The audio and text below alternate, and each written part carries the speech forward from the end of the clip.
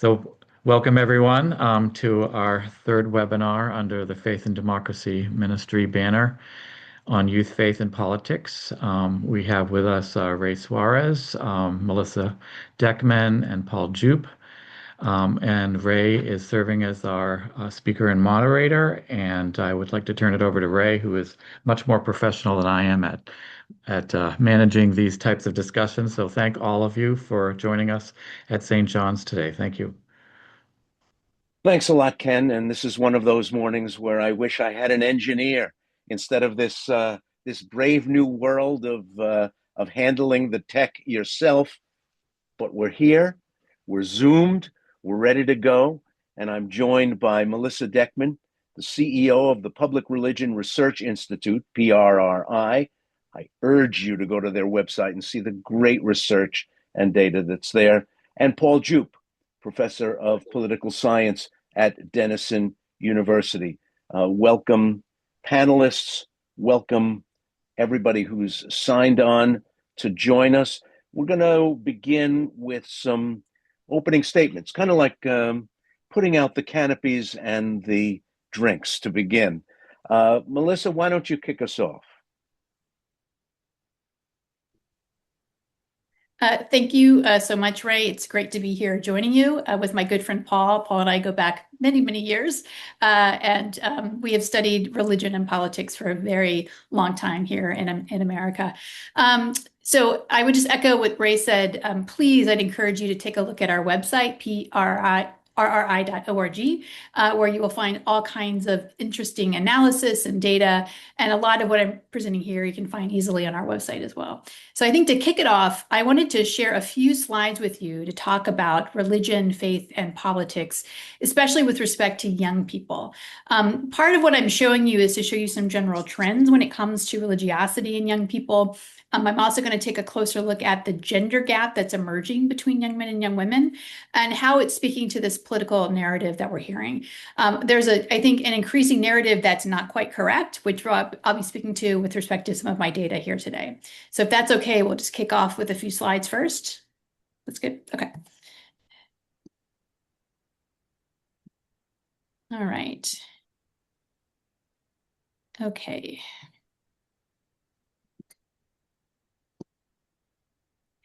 So I thought the first thing that I would do is I'd present some data that has sort of a broader snapshot of the religious landscape.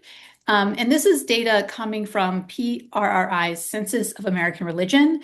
Again, that's available on our website. You can take a look at all kinds of really interesting information that's derived from the census. But here I'm giving you a snapshot of religious affiliation by different age cohorts. Now, this data, one reason that this data I think is really so valuable is that it's based on 40,000 interviews from a probability-based sample, which is really, really key here. So this is very high quality, gold standard, reliable data. There's a lot to unpack, I think, in this chart, but I just want to point out maybe a few things. First, on the very left, we have Americans who are aged 18 to 29. And so these Americans actually this year will encompass Gen Z. So Gen Z are Americans who are born after 1996. And so as we head into the election this year, those voters, those adults will be between the ages of 18 and 29.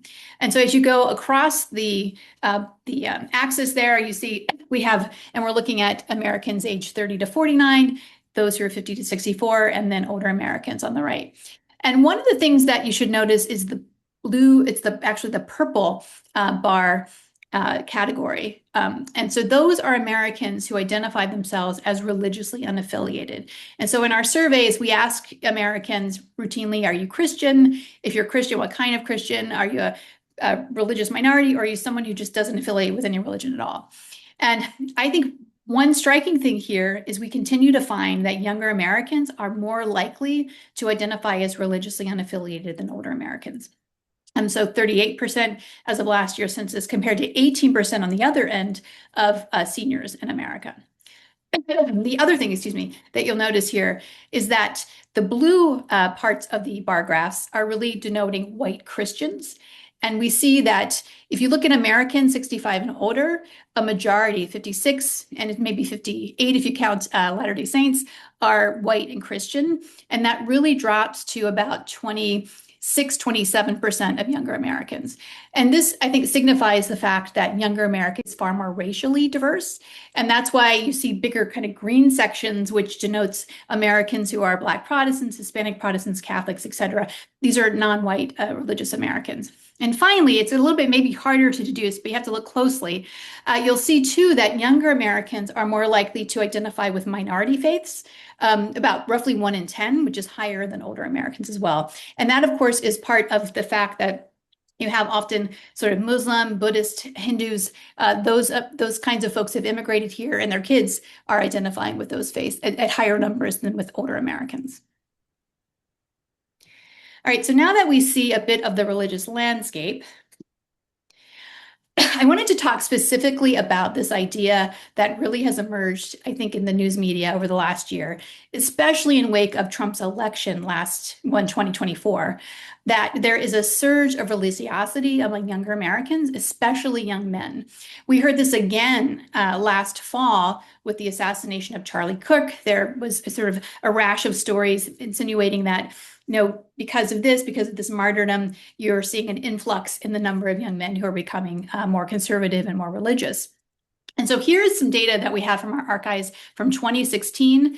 And then we did an analysis from the census that I just showed you, but we're looking at it by different gradations of men and women in different age groups. So in 2016, 27% of men identified as unaffiliated. By 2024, that had risen to about 30%. If you go down a little bit and just look at the women in bold, those are all American women. There's been an increase from 21 to 26% in terms of rates of religious unaffiliation. So let's talk about the question of young men. Are they becoming less unaffiliated or more religious? Well, what we found in 2016 was 40% of young men, 18 to 29, identified with no religious affiliation. We see it drop slightly to 36% from last year's data, but that difference just misses statistical significance. So maybe a slight decrease, but really not an indicator that we're seeing a massive drop in rates of disaffiliation among young men. Maybe a little bit more for young white men, but generally speaking, not huge drops here. And certainly no, I think, surge in religiosity. We see something different with young women, though.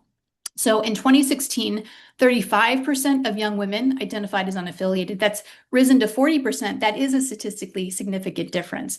And what's really interesting is that we're seeing a big rise in non-white women who are identifying as religiously unaffiliated. So I think the religious story with Gen Z, I think the more interesting story is our young women as opposed to young men personally.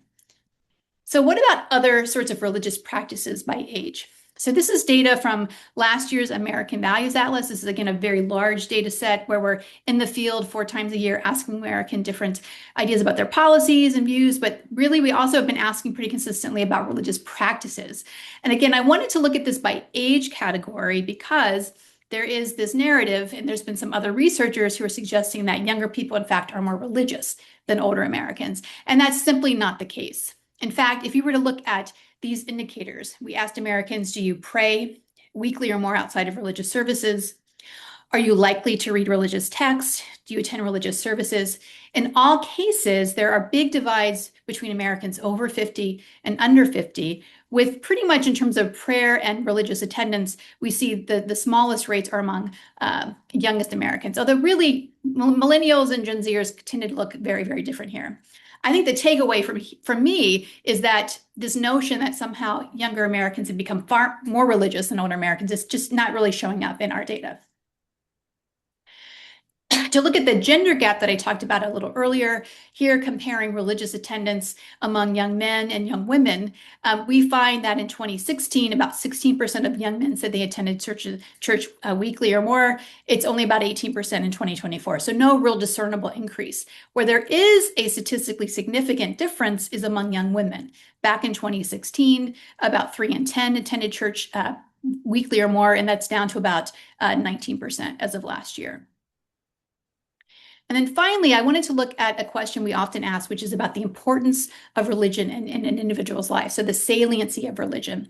And so we asked in 2013 and 2023, we don't ask it every year, but here's the most data that we have, we find that there's been a decrease in younger people saying that religion is one among many important things or is the most important thing in their lives, right? So among all younger Americans in 2013, more than half of those Americans would say that it's the most important or one among many important things. Whereas if you look at the bottom in 2023, that's really dropped below 50%. And for both young men and young women, it's dropped significantly as well. Okay, I want to kind of bring this back out to politics in some ways, because I think the conversations we're hearing about young people becoming more religious are often linked intrinsically to partisanship and to this idea that maybe younger people are becoming more conservative than millennials, et cetera. So I took a look at the Pew Validated Voter Survey, which is the most accurate data we have on how people voted in presidential and congressional elections. Because what Pew does is they have this massive panel, a probability-based panel. They're able to cross-check to see the people that reported voting for someone, did they actually show up at the polls? And so it's considered to be the most accurate, I think, look at how people actually voted.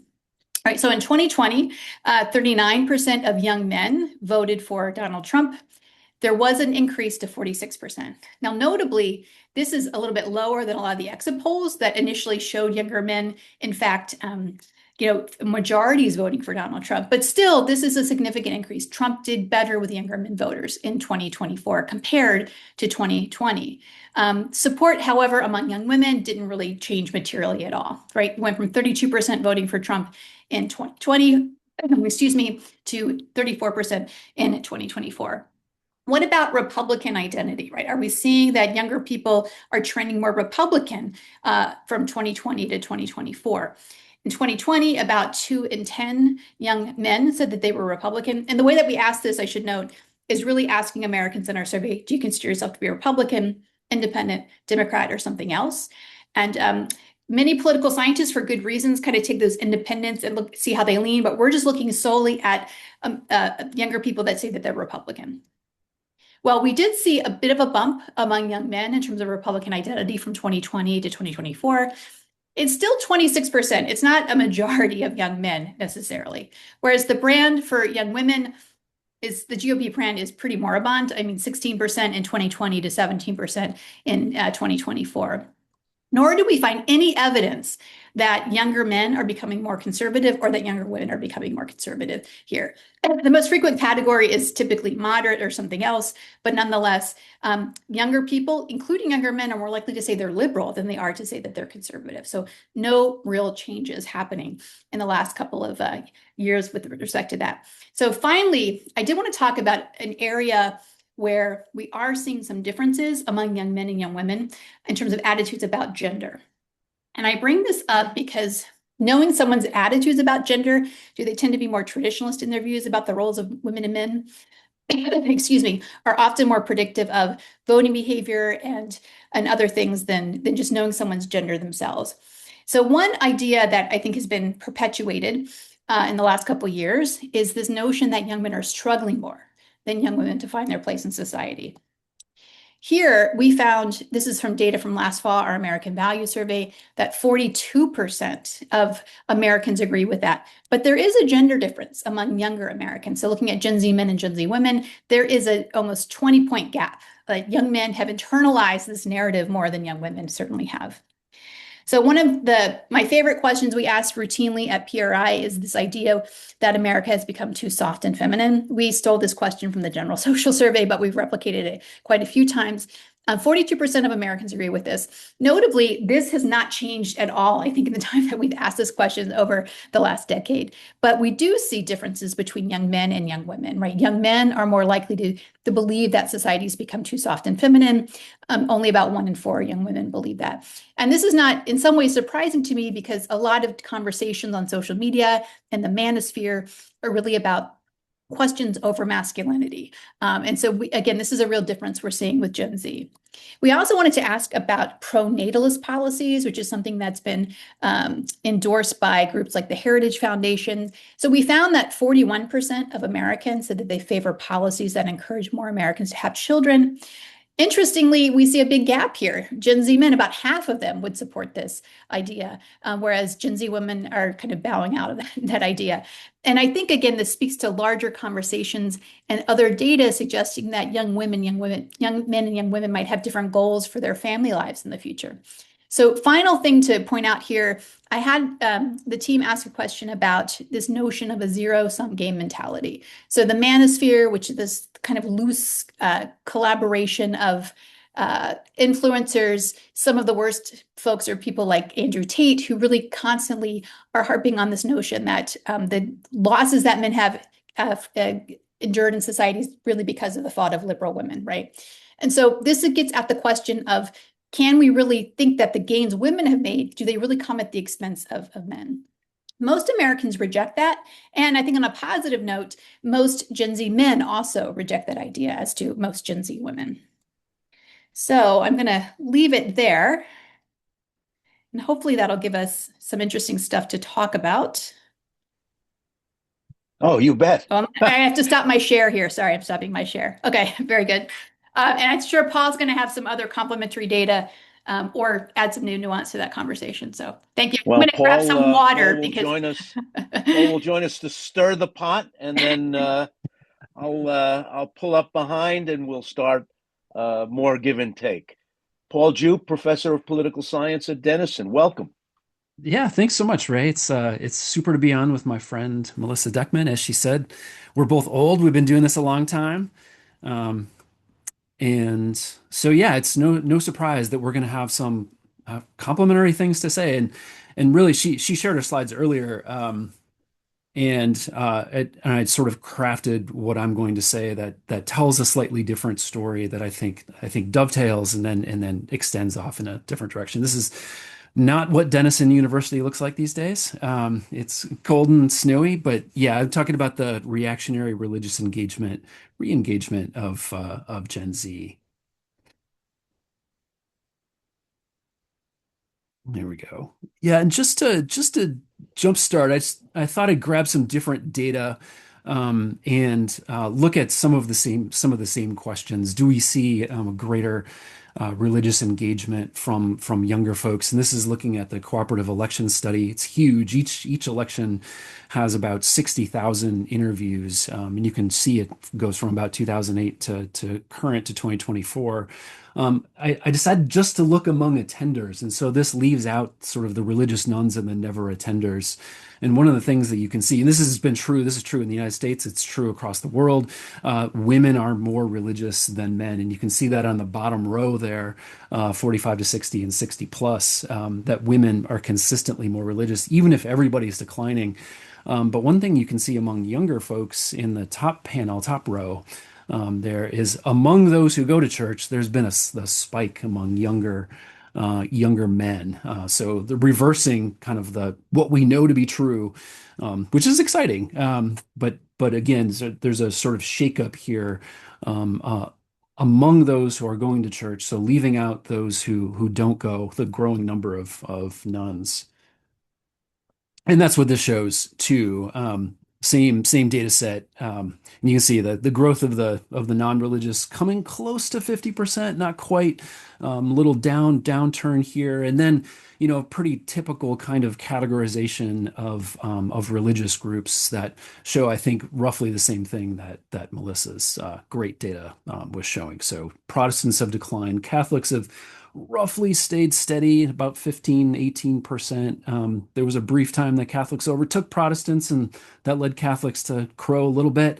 Yeah, and others are increasing, I mean, by quite a bit in percentage terms, although in sort of raw numbers here, not huge. But one of the things, though, and this is where I sort of jump off from what Melissa was talking about, is I think that when we look at groupings like Protestant or Catholic, or dig even further and look at white Protestants, white evangelicals, I don't think we can easily understand what they're going through and kind of what the messages that they're hearing just from those terms.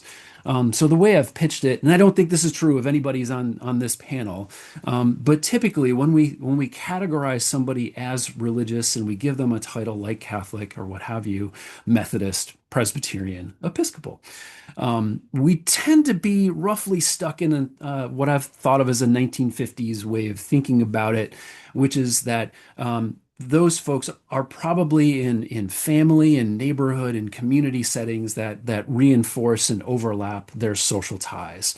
And so 1950s was back in the day when denominations really could be understood as almost neighborhoods. They were schools. There's all these institutions that were helping to reinforce some of the same kinds of messages. Back then, religious switching just didn't happen that much, and apostasy, leaving the faith altogether, was incredibly minimal. So up until 1994, less than 5% of U.S. population of adults were religious nuns. And back then, media was communal too, right? It was organized by community. And, that's not true anymore. So now we have non-denominational churches and institutions on the rise. Religious diversity is greater than ever. Switching is just wild. Once we ask how often people are switching church, we get a consistent estimate of about 15% of people who attend are changing churches every 6 months or so, and just very high numbers. And of course, apostasy, the growth of the religious nuns, is incredibly widespread. Church attendance, as we just saw, is on the wane with some exceptions. And media is not communal by any any stretch of the imagination. And Gen Z is surely on some kind of different planet. They certainly are compared to me with their engagement with videos and TikTok and YouTube and all the rest of it. And so to pick up on a theme that Melissa mentioned, this is just a sort of, graphic here about the manosphere, which, she described accurately. And they're targeting young men and younger people, but it's very hard for, I think, people like me and perhaps people like you to understand just what their communication environment looks like on a daily basis. So some really quick things about how this new generation is different. I mean, they've had social media access from the, second that they had a phone or an iPad. There's some algorithmic bias that's built in there. So they're being exposed to manosphere kinds of things, whether they're interested in that sort of thing or not. I mean, my kids are a good example of kids who are actually pretty liberal, but they're just engaged in gaming. They're not looking for this sort of thing, but they've all heard messages from Andrew Tate and from others, which is just really remarkable.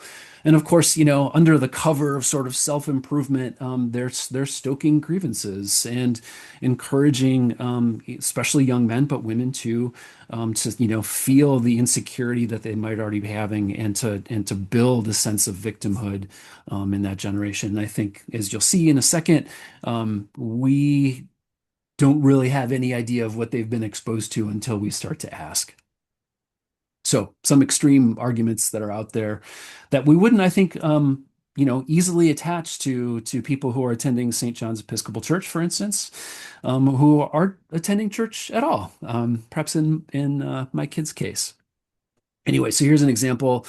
And I just opened up any kind of social media, and it was easy to find this sort of stuff. This is Elon Musk, who's amplifying some account called the Wall Street Apes, and they're talking about white people on the verge of extinction. And you got a graphic about, this sort of surge of you can see, non-white people that are advancing on white people, pushing them into perhaps Alaska and far north of Canada, which doesn't make a whole lot of sense, but that's not the point. So one of the things that we did in some recent surveys is ask people, we want to know if you've heard anyone making the following arguments and where you heard them. And we had two basic categories here that we asked. Did you hear anybody making this argument in your house of worship? And then did you hear this on social media? And so just to show initially the church results, and this first statement that I provided, let me move some of the Zoom junk here so I can see it. The statement was, open immigration is an explicit effort to replace white Christians in the United States. So great replacement theory. It's not the exact same as what Elon Musk was amplifying, but great replacement theory is out there these days. And so what I'm showing here is the portion who said that they heard somebody in church making that argument, the Great Replacement argument, and then depending on their Christian nationalism score. And I just wanted to give us some kind of baseline. We expect some people are going to hear it and some won't, right? And so only about 5% in those who are the least Christian nationalists said that they heard somebody making this statement in church. And that rises to about 30% for the most Christian nationalists. No surprise, right? That it's going to rise considerably here. But what we don't really understand is how much is flowing through social media. So any amount of messages in church is dwarfed by the amount that are heard in social media. So if you think that your church environment, your church group is insulated from these sorts of things, it's a guarantee that other people, are hearing this sort of thing in social media. This is not exclusive to Gen Z, in part because Gen Z is much smaller, but if you just want to add like 10 to 15% to the social media scores, then you understand what it looks like for Gen Z. So remarkable the amount of people that are hearing these extreme kind of arguments through their social media ties. And then just to look at the same data, but by generation. One of the things we can see, so on the left, you can see the Gen Z, there's a gender gap here. This is no surprise. And their scores are much higher than they are for the other generations. So we have between 20 to 25% of Gen Z and millennial men say they heard somebody in church making this. So the church environments of younger generations is just fundamentally different from those of the older generations. And this is just looking at worship attenders. So this is leaving the never attenders, the nuns, out of this. And then you shift over to social media, right? And what's remarkable, this has actually changed quite a bit in the last couple of years that I've started to ask these questions. One, you can see it's very high exposure here, closing in on 50% among Gen Z, both men and women, because they're so chronically online. Women decrease across the generations, but men do not. So men are very consistent in reporting that they're hearing these sort of extreme messages in their social media. What's changed a lot is just even a couple of years ago, that figure for men in the older generations would have dropped off. So they've started to equalize in a very short span of time.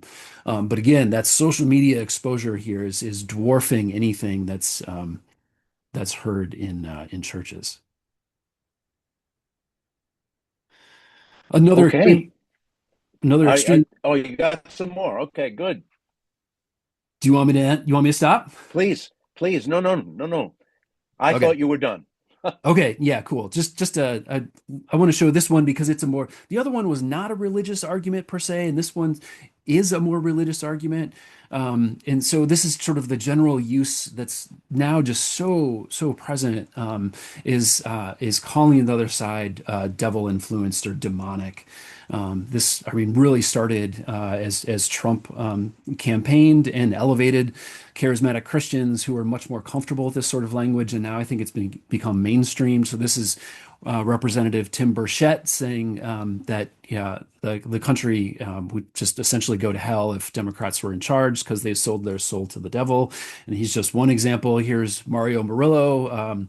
He's a charismatic, I think you'd call himself a prophet.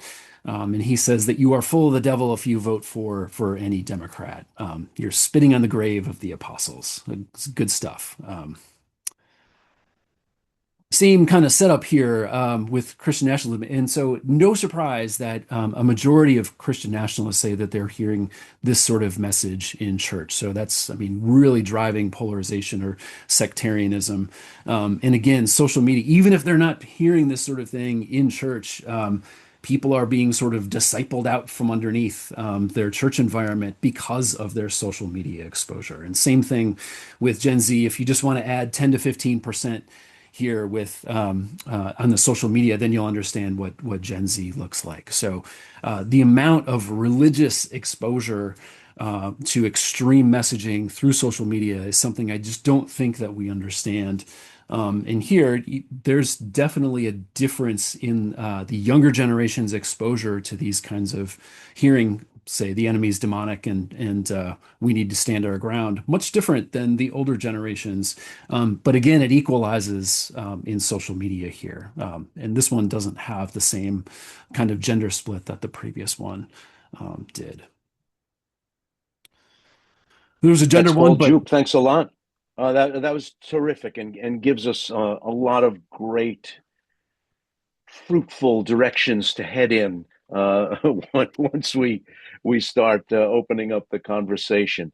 I want to speak briefly about, since I'm not a scholar, since I am nobody's version of an expert, but someone who does see this and watch this closely from a congregational vitality, church governance question as a longtime member of the governing body of Washington National Cathedral, a congregationally active mainline Protestant, and someone who sees this through the eyes of an ordained person, my own daughter. I am watching this closely in part also because of my involvement in the news business. I spent my whole adult life in newsrooms and can explain a little bit about how trend pieces come about that may exaggerate some of the questions that Melissa was testing in her research. These are ideas like men are flocking back to church, and then you look at the real numbers and they don't quite attest to the truth of that.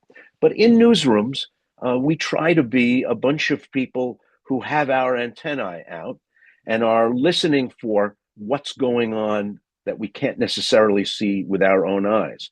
So someone will talk to someone who spoke to a young man who's converting to Eastern Orthodoxy, for instance, or has begun attending church because there is a charismatic pastor who he finds he matches with, not spiritually, but in sense of identity or political persuasion. And then you start to dig, and lo and behold, it ends up being a piece in the New York Times about traditionally vibing young people heading to Orthodox churches. The rise of the nuns was also driven by anecdote, not always supported by data, but certainly supported by the kinds of messages, the kinds of gossip, the kinds of conversations that penetrate newsrooms. And if 2 or 3 people have heard about it in a morning editorial meeting, it becomes a story. But one thing I will say is that the Christian church, in its broadest possible iterations, when we discuss it, does have a branding problem among a large number of Americans under 35.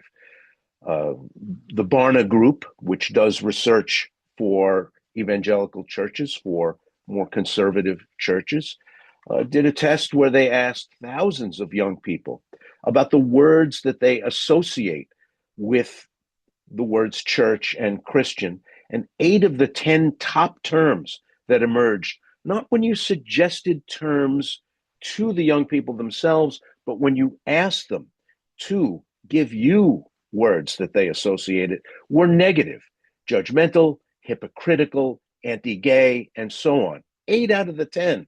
That's a problem if you're trying to grow any organization. Young people are, in the digital age, I think it's fair to say, very familiar with low obligation, low touch institutional affiliation, drop-in groups that you can easily drop out of because they don't ask for much, and high touch, high obligation groups. If you talk to young people, they'll often tell you that they would like those in their life, but they don't have them, and they're not sure, when actually given the opportunity, that that's what they want to do. When I was teaching at Amherst College, I had all of my students write a religious autobiography, a sort of summing up of their lives so far and their association, their familiarity with, their activities with religion. And I assumed that when I got to Amherst, the population would be more secular than the population of 18 to 35s at large. I thought that was a pretty good guess. I was not prepared for the almost complete blowout.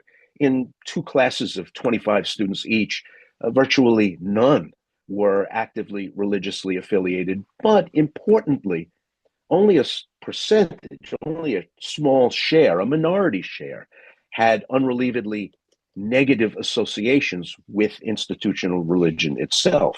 Many reported being taken to church as young people by parents or increasingly grandparents. Interesting there. They thought it was nice. They understood what their own relatives got out of it, but they didn't need it or feel that they wanted it for themselves.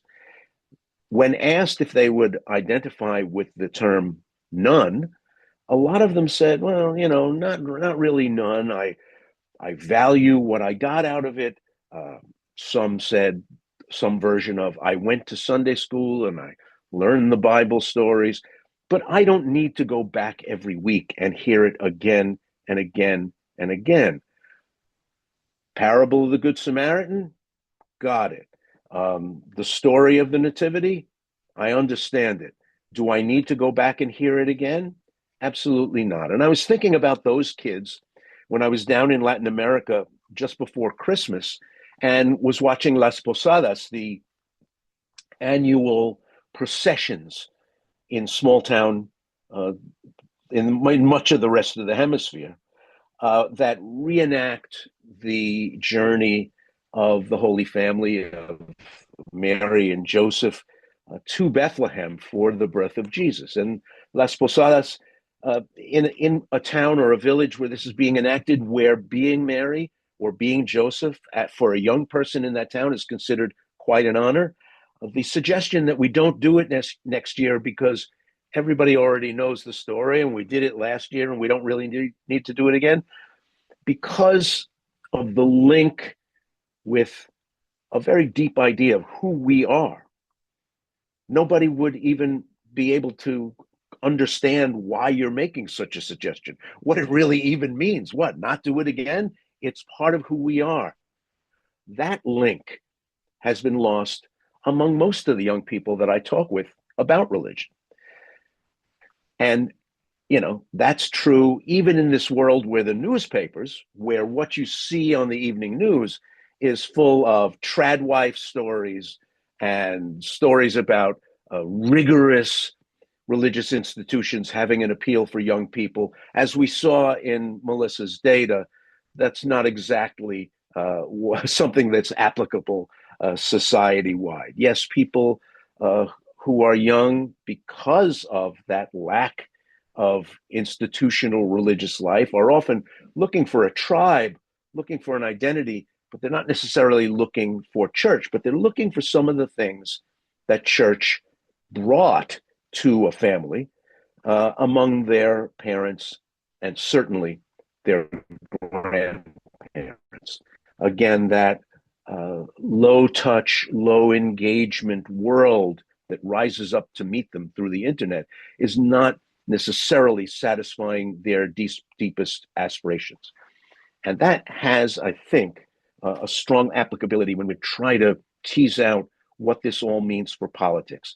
A recent study by Ryan Burge, who is asking provocative, interesting questions about the future of the church and using data to back up, found recently that pastors, priests, congregational leaders, ordained people are generally more liberal than their congregations across certainly mainline Protestantism, but even among Catholic clerics. That's interesting because a lot of young people think churches are high-bound, reactionary, unwilling to move with the times. And I think if they actually went to church, they might feel something different. A lot of these ideas that we have about young people and religion come from young people themselves who have a bushel basket of identities. When you ask them to talk about themselves, they have a lot of labels for who they are, where they're from, what they believe, their ethnicity, their sexuality. It is a very, very comprehensive self-portrait that they can easily present in terms of a bunch of labels. But religious is one that they shun because of their associations with what that means about the rest of them. They don't think of that label, religious, as being something that comports with the other labels, the other identities that they would talk about themselves in order to give you a quick thumbnail portrait, if you're just meeting them for the first time, of who they are. So I think if you're one of the people working for a party or a candidate or a campaign and trying to figure out, and certainly that challenge grows as you move out from a neighborhood to a state legislative district, to a congressional district, to a statewide race, the understanding how all these cross currents cut so that you can help your campaign or your candidate attract religious voters writ large, but also young people who might have an interest in religion, or if you are trying to understand how young people create their values and their ideas about where they fit in the wider puzzle of a big society, understanding these latest religious trends is really essential, but also a puzzle about which many more questions need to be asked and understood. So Ken will be our George Fenneman, to use an old person reference. He will be guiding us through the Q&A, the questions and answers that are coming in through the webinar. But let me begin by asking Melissa. One of the interesting things about, I find, about this whole question is that if young people, you ask them that they think churches are hidebound, that they don't either answer or don't even give answers that are relevant to the things that they think are the most pressing issues in society. If they find that churches, whether it comes to civil rights or sexuality or aid to the rest of the world, simply don't match their values, if they think because of media-driven ideas of who's religious and what religion is in 2026, how come the churches that would say, well, we don't do that, we're not the people who are doing that. In fact, we have gay clergy and we welcome people who are exploring their sexuality. We have no judgment to offer on this. How come those churches are doing as badly as every other church among young people? How come the churches of we're not doing that haven't prospered at a time when young people are saying one of the reasons they reject church is because they find churches to be on the wrong side of these questions? I think that's a good question. I think that a lot of more progressive leaning churches struggle with attracting younger people in general. And you can see that in the traditional denominations. I myself am Episcopalian. Looking at the numbers in the membership rolls are going down. We find that the mainline Protestant traditions, for example, tend to have the oldest cohort of members, and they're rising every year. That's the same thing for Unitarians, which are probably among the most progressive, I think, faith traditions in the country. But I think part of it is just the perception, the perception problem. So, for example, we asked recently, why people actually leave a religious tradition, and young people, most of them left 6 and 10 because of their perceived the perceptions they have about how organized religion treats LGBTQ individuals, right? That was very, very important to why a lot of people, young people, left. I think the other challenge is that, and we haven't really talked about this as much, is you saw in the first graph I showed, almost 38% of young Americans 18 to 29 identify as religiously unaffiliated. We know through decades of social science research that one of the main mechanisms for someone being religious is that you have a parent or a set of parents who are religious. And so we have, in fact, this concept, I didn't coin it, but I think it's a really apt one, this notion of cradle nun. So these are folks who have parents who aren't religious. They've never really been exposed to religion. The odds of someone in that environment becoming religious are very, very small. Will some people have their own, road to Damascus Saul moment? Of course, people do, they get, if they're not religious, they maybe marry someone of a different faith, they convert. These things happen, but I think the trends are such that, especially with this kind of phenomenon of the cradle nun, that it's just very, very difficult to get young people interested in church. There's actually been this kind of argument. In fact, I was talking to a reporter off the record recently. I won't divulge who, but she was essentially saying, well, look what's happening in Minneapolis. Like all of a sudden, I think some reporters in the mainstream news are looking at these who I think are very brave and inspiring clergy being arrested in mass, right, in Minneapolis to protest what's happening in ICE. Again, I think trying to remind people that, there is a lot of nuance when it comes to religion, and many religious traditions have more progressive policies. And so some people have said, well, maybe this means that you're going to see a rise potentially of those progressive traditions having younger people realizing their values are matching what the values are of a lot of these more mainline churches. But again, speaking back to this kind of disconnect between progressive clergy and parishioners, sometimes that doesn't always translate into what's happening in a lot of the polls. We've also done survey research at PRI where we found that a lot of parishioners who are active in churches don't necessarily see a lot of politics being discussed in the pews, right? And so that's another, I think, real challenge. And the final thing I'll say is, again, thank you, Ray, for pointing out the difference between anecdote and data right at the beginning, that in a newsroom, there's an interesting set of stories happening, let's profile it, which doesn't necessarily mean it's happening in national data. But at the risk of being a little hypocritical there was a story in RNS this past week, actually a couple of days ago, religious news service. And if you don't follow RNS, you really should. It's a phenomenal news service. It's nonprofit. I donate to them. I think some of the reporters doing the best coverage of religion. But they were covering a movement known as Zoe, which is trying to galvanize sort of progressive churches on college campuses or other peripheries of college campuses to kind of bring them together, especially in wake of some red states that have abandoned DEI initiatives, right? And so there's like 100 congregations who are trying to recruit specifically or mentor or pastor to LGBTQ individuals or progressive individuals. Again, this is not a mass movement compared to campus ministries and conservative religious folks who've been for decades organizing on college campuses. We'll have to see where it goes. But I'm just not as convinced, and maybe Paul can speak to this too, that there's a lot of success that progressive churches are having, even though the politics often might match what a lot of younger people are feeling these days.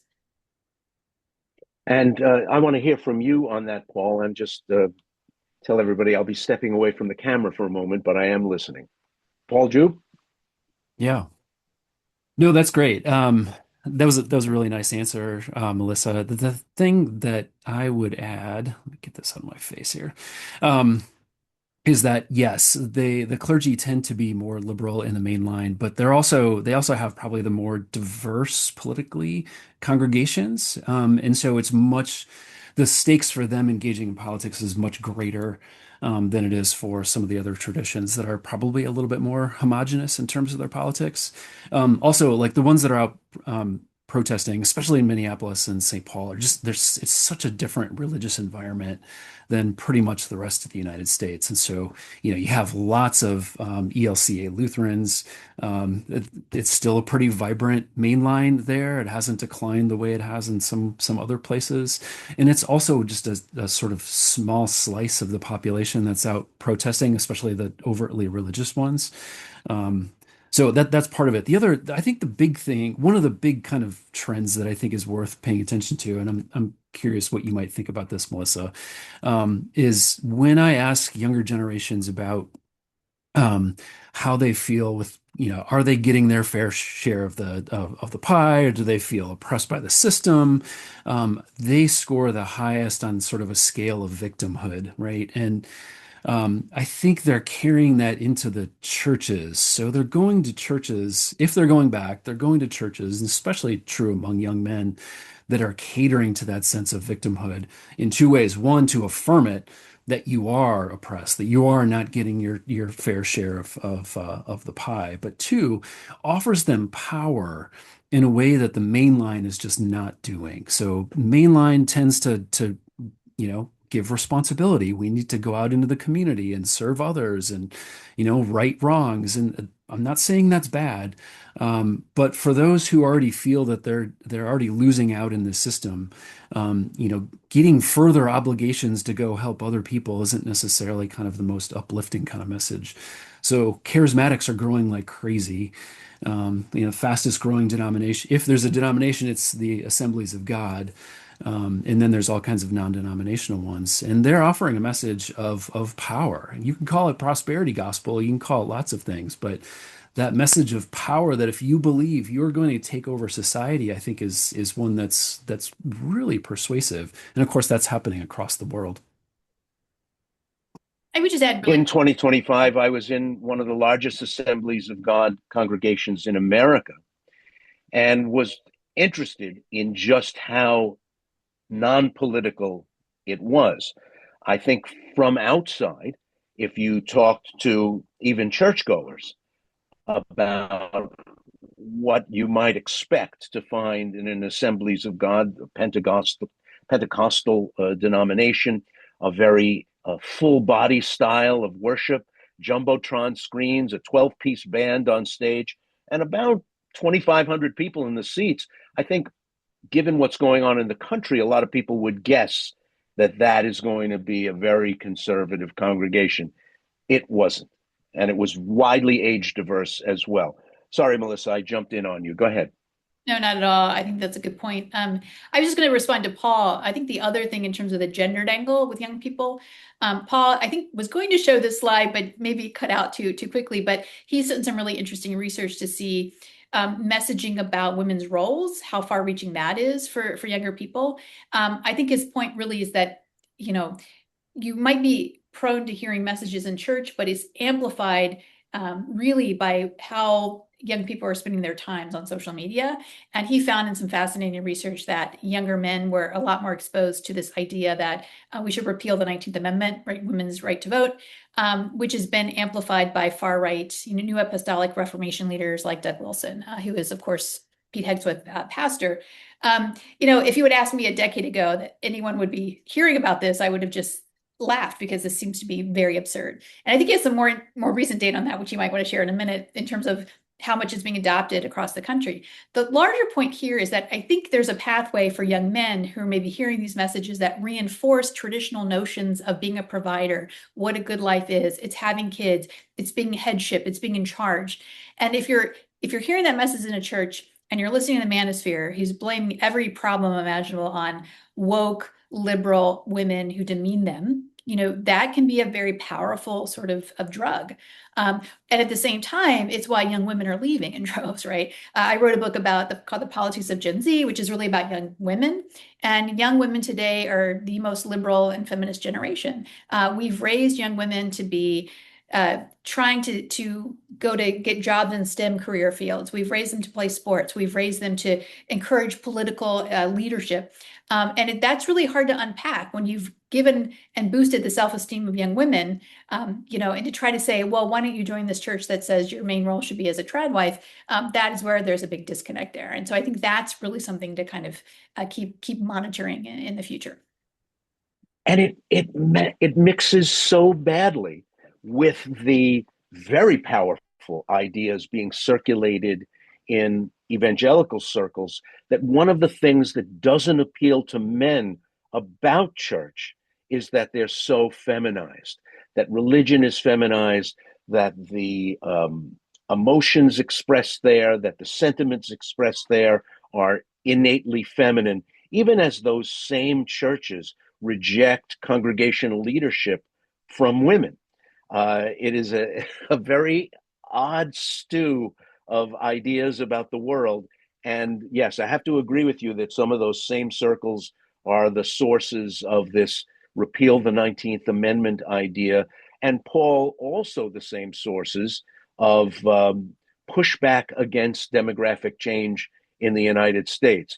While Latinos have saved the bacon of the Catholic Church in the United States, they've also launched 1,000 ships when it comes to the notion that the church has been a collaborator in bringing about the demographic change in the United States, that a less Christian nation is in part shepherded in, midwifed by liberal congregations that have sponsored refugees, that have helped people get settled, like the Hmong and the Somalis in Minnesota, in Lewiston, Maine, in other places around the country, where there's an almost head-scratching reaction to the idea that Christian churches would actually help Muslim Somalis both make their way to the United States and get their first apartment and get furniture and household supplies, all of that.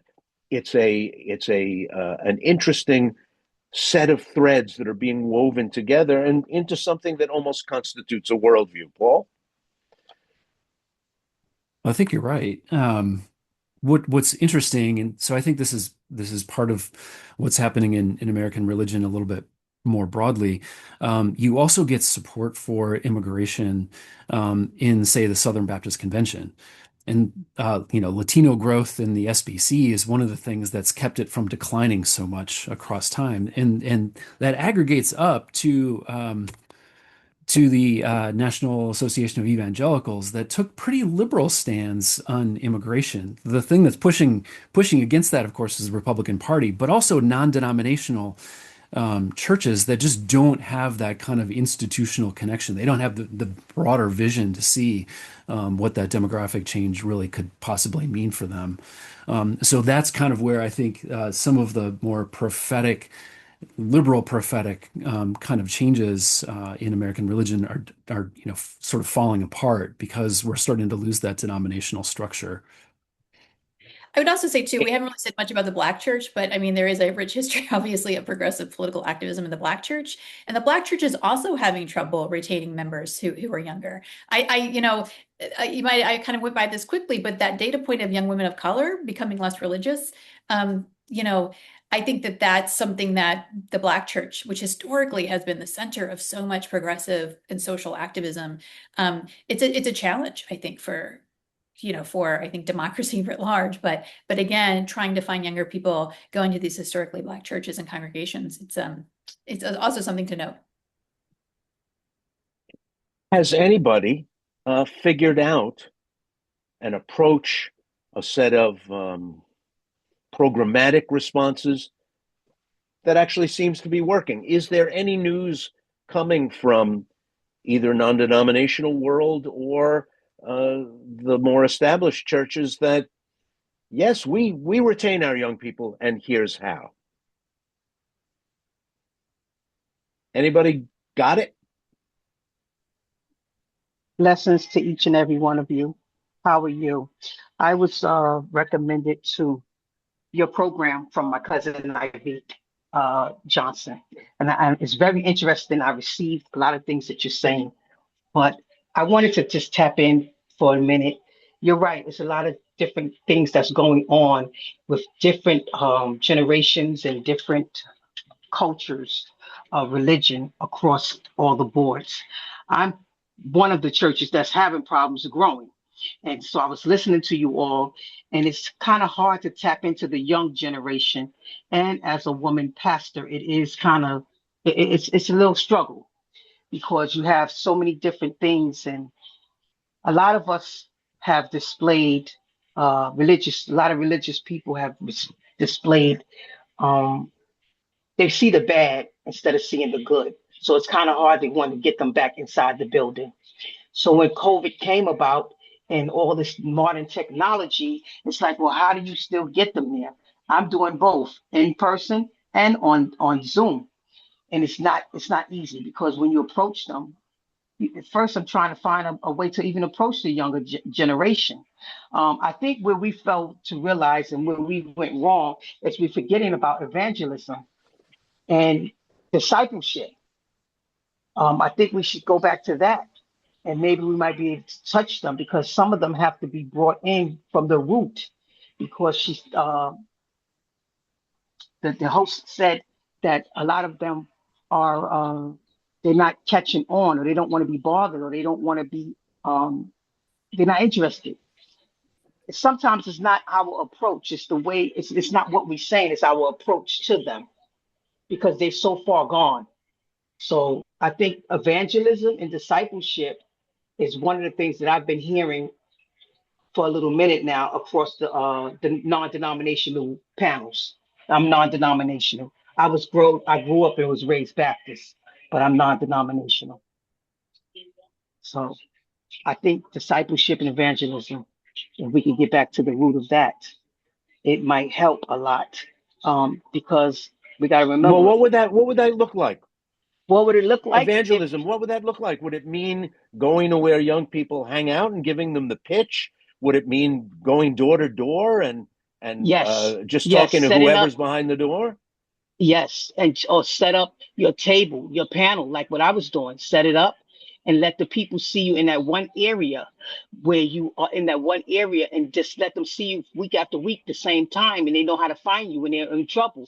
And eventually, you give them information about your church, or your spiritual house, of whatever, your house of worship. And it don't even have to be a house of worship; it could be a group, because I'm noticing a lot of the young people want groups. They're in group sessions. I'm even wanting to put it in Starbucks.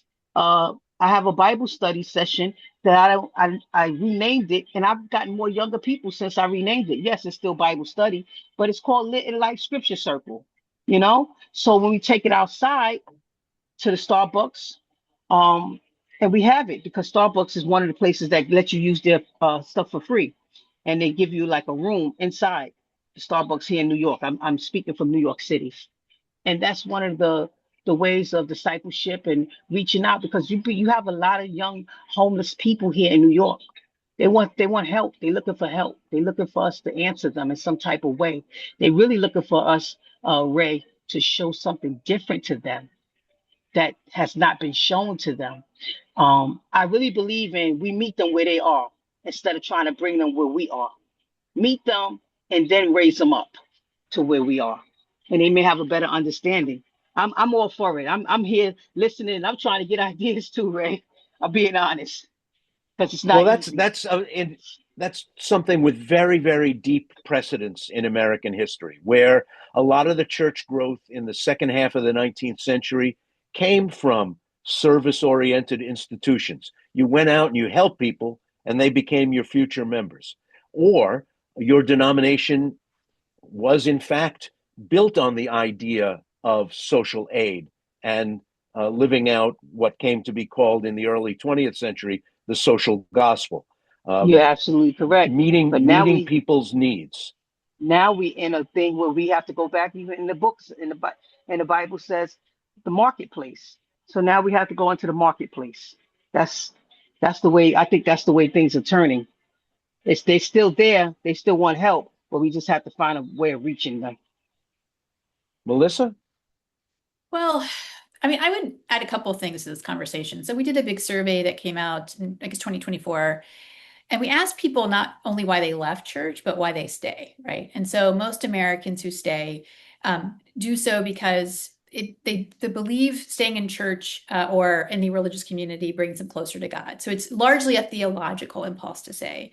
But the second most frequent response, and clearly like 80% or more of the respondents said they do it because they like being in a community where you're doing this together, right? So I think on the one hand, there's lots of evidence showing that Gen Z, above other people, are more socially isolated. They're searching for meaning. They're disappointed in all institutions writ large, right? It's not just organized religion, but they're disappointed in government. They're disappointed in the police. They're disappointed in educational institutions. I mean, you name it. There's a deep-seated kind of resentment because they believe that the American dream is unattainable. Institutions that help their parents and grandparents aren't simply doing it for them, right? And they're even more prone, we just had a study that came out last month, to really be more prone to accepting political violence. They're so desperate for things to change, they're willing to kind of use, I think, very unorthodox means, potentially, right? Not a majority, certainly, but more so than older Americans. I say all of this really to indicate that there is an opportunity out there because churches and religious organizations have historically provided a sense of community and meaning and belonging. So I think the opportunity that is there, but I'm not sure how, I think Overseer, in talking about your own experience, how tangibly you can take those kinds of desires and actually make meaningful inroads. I'll just give one really quick example. So every year my church attends the LGBTQ Pride Festival in Annapolis. We have a table, we have brochures, and a lot of young people will stop by and say, "Oh, that's really nice." And we give them the brochure. Do they show up? No, they don't. But I think it's important for us to kind of model, it, for me, kind of the inclusivity of Christ, right? Like Christ loves everybody, and this is why we're here and we're doing this service, all of that. I don't know if Paul has any other sort of responses here, but I mean, it's just a challenge. And I would just say too, the challenge also is the fact that in the 19th century, the church was the locus and center of civic and cultural life. Now there's just so much more competition, right? My sons would rather be gaming than going to church, right? They'd rather be doing things that have occupied their time, or they're doing sports, or they're doing other sorts of things that have really, in a lot of ways, replaced what organized religion used to provide for a lot of Americans. And that's a real challenge. I'll let Paul answer here. You just really quickly, because other people want to ask questions, but the ones that are doing the best job of this are doing the most non-traditional kinds of ways of reaching people, and then different kinds of religious services. So partly that's music, but also just a style and a presentation that we're not doing this the way that other people have done this in the past. This isn't your, grandpa's, church. This is something entirely different for you, and to make your life better. So it's really kind of individual focused, putting in a new community that's very non-traditional. So it can take the pressure off of Sunday morning as being the only game in town. Other ways of plugging in without having to go there at a specific time on Sunday morning to fill up your tank. Ray, this is Yes, Ken. go ahead. With questions, yeah. I have a hand up from Bill, and then I have a question in the chat. So, Bill, why don't you go first? First of all, appreciate the dialogue, and I will say, just to start off, I really, a lot of what Overseer was saying resonates with me too. One thing I just want to commend you, Paul and Melissa and Ray, for sharing very nuanced and authoritative data, right? Which is refreshing in the sense of, like, a lot of the programming that I see is very lacking in that. And it also is provoking a lot of questions that are not obvious answers, right? Not at all obvious. And one thing that I was thinking as we were speaking, and I'm speaking as an Episcopalian that would like to engage and enlist our youth, is, well, do we want to be, but do we really, what do we want to change about ourselves to do that? Well, I don't necessarily want to be competing with social media, right? I'm not going to start a podcast, even if I could, but I think what Overseer, so I think has to be a balance between preserving who we are and our authenticity and our message as Episcopalians. The denomination means something, and that has to have some integrity, and finding a way to make that attractive is, I guess I'll just say, that's the challenge I think we're trying to match, even with my own kids, let alone outside of that. So I just want to say, it's like, I guess I'll just leave with, I'm perplexed, right? But I think the authenticity is really important, and that's not clear to me how we do that and make that more attractive. So, and I welcome your thoughts, I guess, on that question. What's so interesting to me is the Episcopal Church has, such a reputation, old reputation as country club, right? This is where the country club meets on Sunday morning. And that sounds to me very stuffy and very status quo. And what I know of the Episcopal Church today, of course, is that it's pretty far left, and it's very engaged, and it's not necessarily status quo. And I mean, so it really has changed over a pretty short span of time from my perspective as an outsider, to be sure. And I'm curious what Melissa thinks as someone on the inside.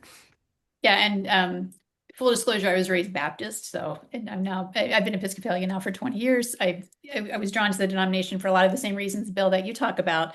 I find comfort in the liturgy, right?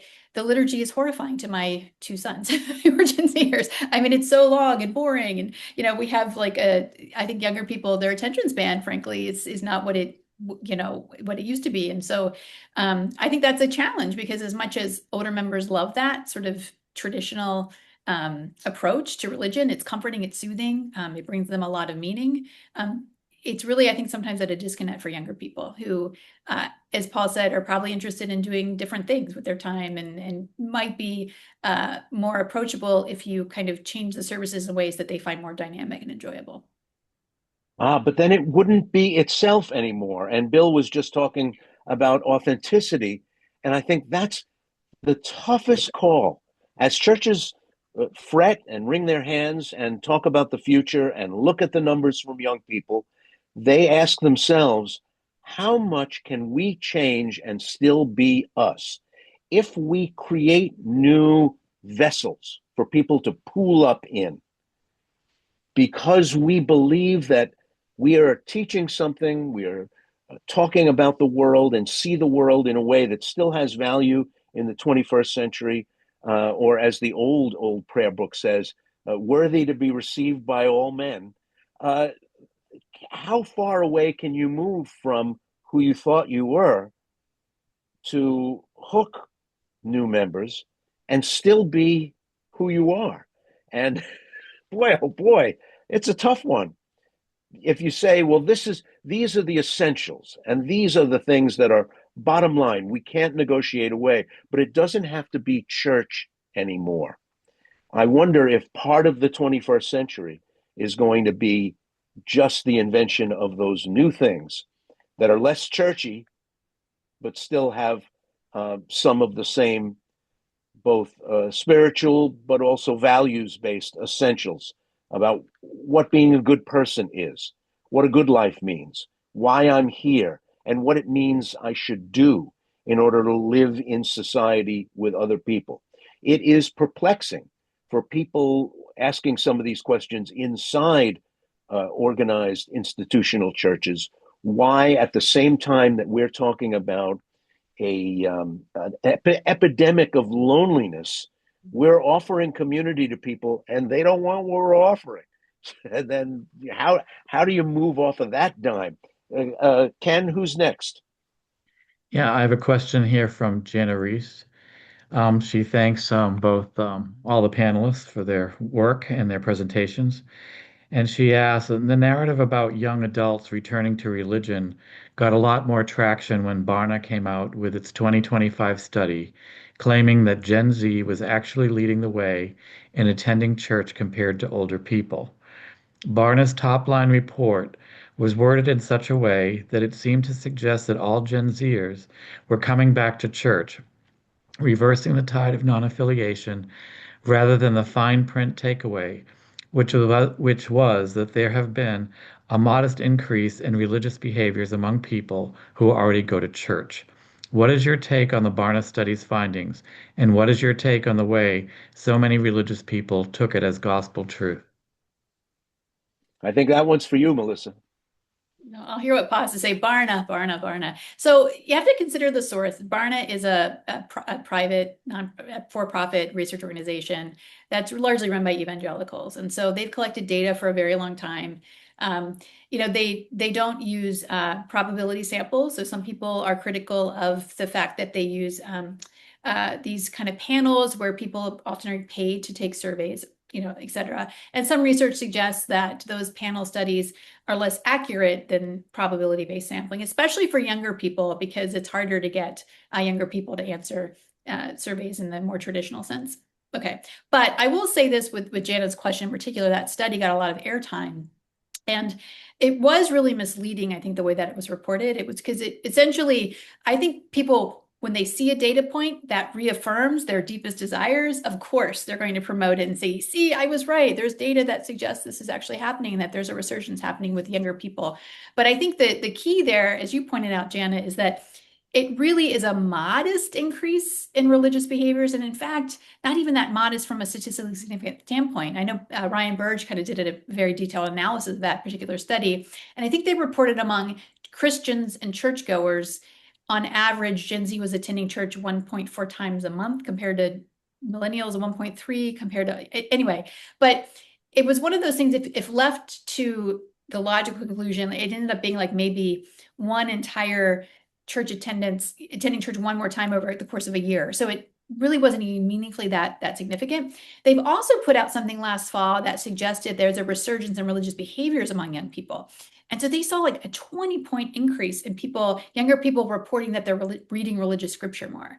And that is not at all comporting with what we found, what Pew finds, what the General Social Survey is finding. So when I see an outlier like that, I'm a little cautious. So that's kind of my initial takes. I don't know, Paul might want to add some additional things with Barna as well. Yeah, so I see Jana says that didn't pass the sniff test.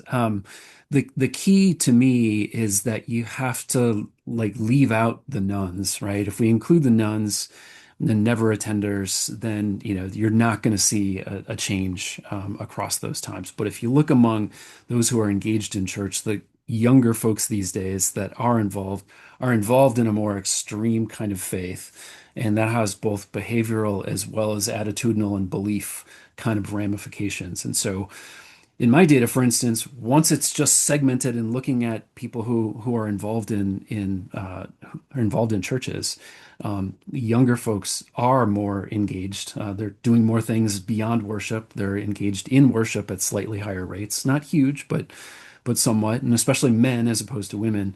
And their faith is more extreme. I mean, they're more Christian nationalists. They're more apocalyptic. They have more conservative gender ideologies. So in some ways, I agree, but I totally agree with the actual results to an extent. The way it was reported was really problematic. Are they more likely to vote, Paul? Well, I mean, one thing we find sort of regardless of context is that the more church involved you are, the more likely you are to participate in politics. I mean, it's like a vending machine. You drop in your participation, you get political activity as a result. So yeah.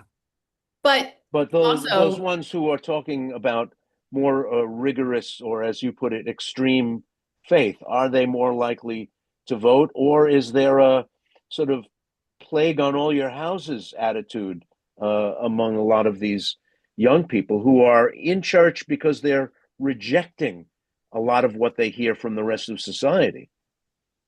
They're getting messages of empowerment in those churches. So yes, they are anti-institutional. Yes, they are willing to burn it all down, but also they believe that they have an agency in helping to recreate a society that might work in their benefit.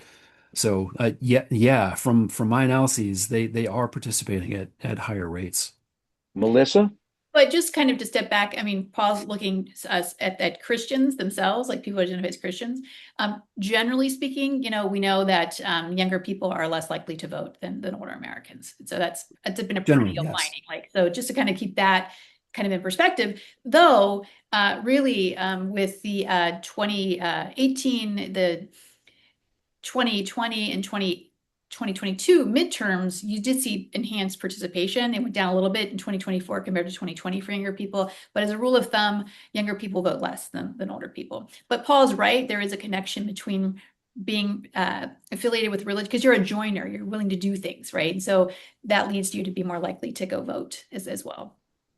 America's largest single religious grouping, Roman Catholics, has from the top in the Vatican all the way down to dioceses across America, a very different message about the role of immigration in American life from that you'd hear from the Oval Office or from the office of the majority leader or the Speaker of the House at the other end of Pennsylvania Avenue. At the same time, you are seeing more and more association of whiteness to Christianity as Paul mentioned earlier. And these things seem to work at cross purposes. You're also seeing a lot more open anti-Islamic messaging from putatively religious people. It has been my experience that Muslims who feel that they are being singled out because of their religion are more open to being more orthodox, that it creates a sense of both threat, but the need to proclaim among individual believers that sets up a confrontation down the road. I mean, if we're going to associate a certain brand of American politics with religion and associate that with who's American and who's not American, we're setting ourselves up for some real heartache down the road. And yet, at the same time, pro-immigrant or at least immigrant-tolerant young Americans who don't like what they're seeing on the streets with ICE, who don't like what they're hearing from Stephen Miller, might associate religious or being religious or religion with anti-immigrant sentiment, in part because social media has been infected by those sets of propositions about the world. It's a troubling confluence of events, to say the least. I was at the Roman Catholic Cathedral in Los Angeles, Our Lady of the Angels, on Wednesday, and they had a special mass led by the Cardinal Archbishop to pray for the safety of immigrants and for peace on American streets.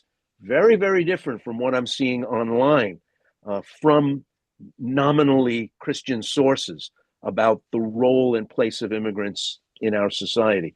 And I guess that's just a long way, Paul, of wondering whether the messaging in any way matches the sentiments of people who are in pews on Sunday morning.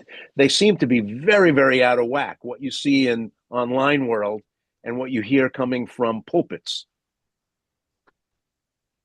I mean, there's a competition, right? And at best, people aren't attending as much as they used to, right? And so they're hearing maybe one Sunday out of the month they might be hearing, or a Saturday, they might be hearing these kinds of things from their clergy or from Archbishop or whoever.